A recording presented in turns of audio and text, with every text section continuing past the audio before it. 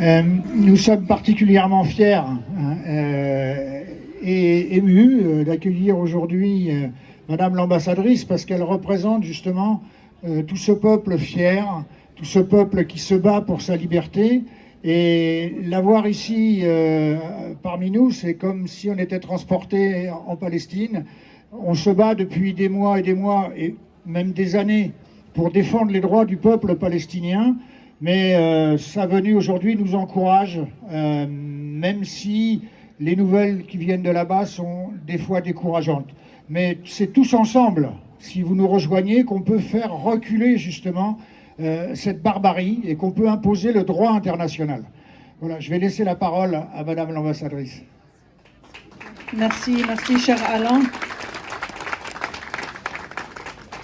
Tout d'abord, Madame la Présidente du Conseil départemental, Madame la Sénatrice, Monsieur le maire adjoint et Monsieur le député Stéphane Ableu et cher Alain. Cher Alain, tout d'abord, et chers amis, frères et sœurs, permettez tout d'abord de dire ma fierté, ma grande fierté aujourd'hui de me trouver ici, en Meurthe-et-Moselle, car j'ai commencé la journée à Vendeuvre, à la ville de Vendeuvre, et vraiment c'est un honneur de me trouver ici face à vous tous, parmi vous tous et toutes, et de commencer par remercier l'AFPS. L'AFPS qui œuvre depuis des décennies pour le soutien du peuple palestinien, partout dans le territoire français. Tous ces adhérents sont attachés au droit et au droit international et aux droits fondamentaux du peuple palestinien. Le premier à l'autodétermination. Et je voudrais vraiment saluer l'engagement extraordinaire, le travail extraordinaire, les mobilisations, les initiatives, les pétitions, les initiatives non seulement locales mais aussi européennes pour hausser et vraiment porter la voix du peuple palestinien. Merci beaucoup à vous et à tous ceux qui sont derrière vous aussi sur le terrain. Bravo.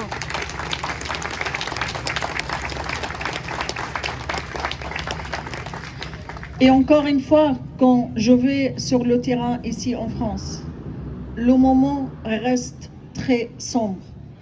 Reste très sombre pour le peuple palestinien, mais non seulement pour nous, je crois pour l'humanité tout entière. Nous faisons face dans la bande de Gaza au crime le plus atroce. Le crime que nous devions prévenir, la réoccurrence. Le crime qui a eu lieu il y a 80 ans. Ici en Europe. Il est de notre devoir de prévenir sa réoccurrence. Mais hélas, on est en train de voir ce crime, on est en train d'être les témoins en direct de ce crime qui est transmis par ses propres victimes. Quant à la bande de Gaza, tout est anéanti, malheureusement. Le bilan, vous le connaissez très bien. Le bilan humain qui est extraordinaire. Ça dépasse toute humanité, ça dépasse toute logique. Quand on vise les enfants et les femmes principalement. Quand on vise l'homme, quand on vise le médecin, le journaliste, le chercheur, le pharmacien, l'artiste, le peintre, le chanteur, le boulanger. Quand on détruit 36 hôpitaux, sur 36 hôpitaux dans la bande de Gaza. Quand on bombarde en direct l'ensemble des 16 universités palestiniennes. Quand on bombarde des hôpitaux en direct. Et on a anéanti les fondements de l'existence d'un peuple sur sa terre. Si on ne peut pas appeler ce crime par son propre nom, qui est un génocide, je crois notre humanité est placée ailleurs. Ce qui se passe à Gaza est un crime de génocide avec intention déclarée. Et c'est important de continuer à œuvrer à chaque instant, de l'arrêter. Il est important qu'il y ait un cessez-le-feu dans la bande de Gaza immédiat. Et il est plus que urgent d'ouvrir un couloir humanitaire pour pouvoir secourir à une population écrasée, anéantie. Il faut l'entrée des médicaments, de la nourriture, de l'eau, des foyers mobiles, des tentes, juste pour sauver la dignité d'un peuple digne, d'un peuple résilient, d'un peuple qui aspire à une seule chose, sa liberté. Mais sa liberté dans la dignité et dans l'égalité. En Cisjordanie, la situation est aussi alarmante. La terreur des colons israéliens qui se propagent partout en Cisjordanie. Les colons attaquent chaque ville, chaque village, chaque camp de réfugiés. Ils sont sur chaque route pour empêcher et mettre en danger la vie de chaque Palestinien. Aujourd'hui, prendre la route en Cisjordanie devient un risque pour sa vie et pour celle de sa famille. Le nord de la Cisjordanie subit une extension du génocide de Gaza, où la ville de Jenin et le camp de réfugiés qui en dépend, la ville de Toul-Karem et les 2 camps de réfugiés qui en dépendent, sont rasés. La population civile a été forcée à partir de chez elle, sans pouvoir revenir, car les maisons sont détruites, les hôpitaux sont bombardés, l'infrastructure elle est détruite. L'ensemble du peuple palestinien est le cible aujourd'hui, le cible d'une politique de nettoyage ethnique dans la bande de Gaza, en Cisjordanie, y compris à Jérusalem-Est occupée.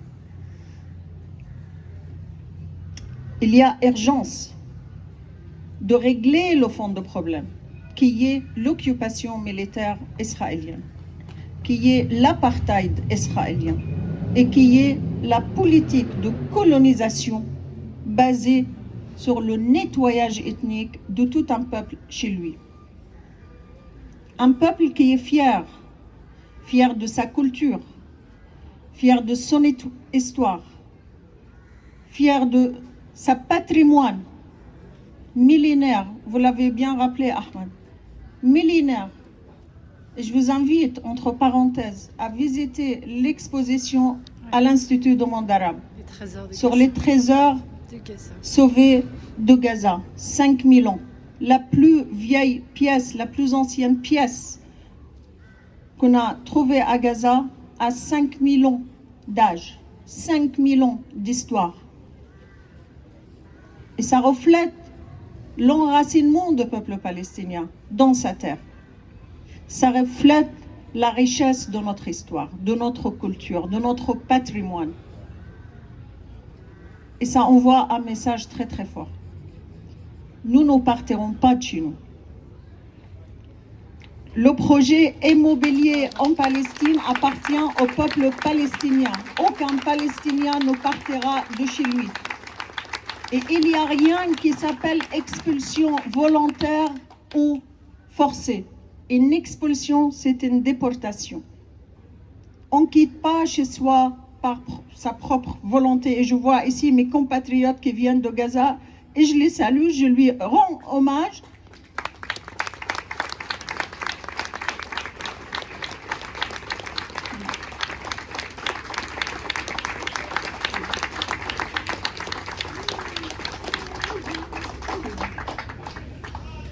Mais nous restons résilients, nous sommes résilients, nous allons rester sur notre terre et nous allons revenir sur notre terre pour la reconstruire et pour fêter le plus beau qu'on a.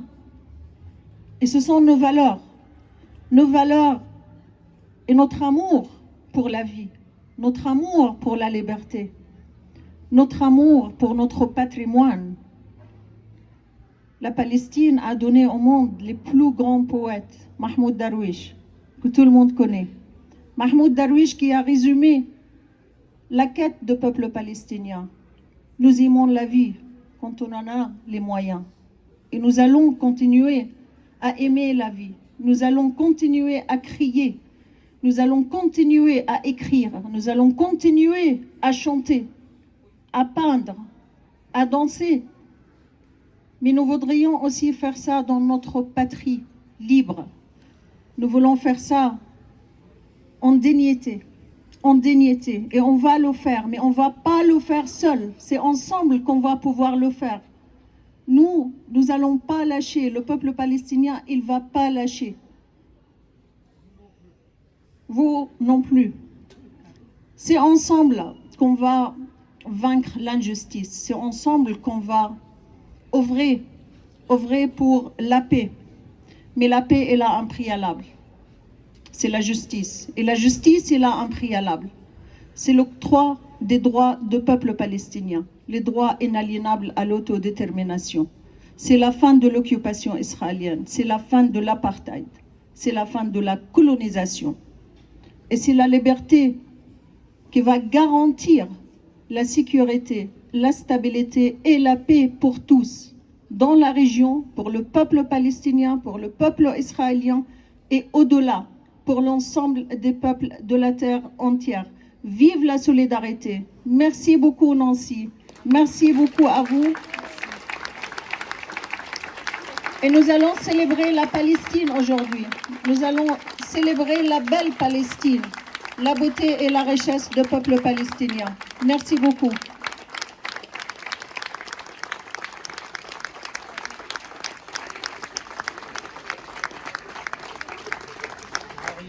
La femme d'Armad.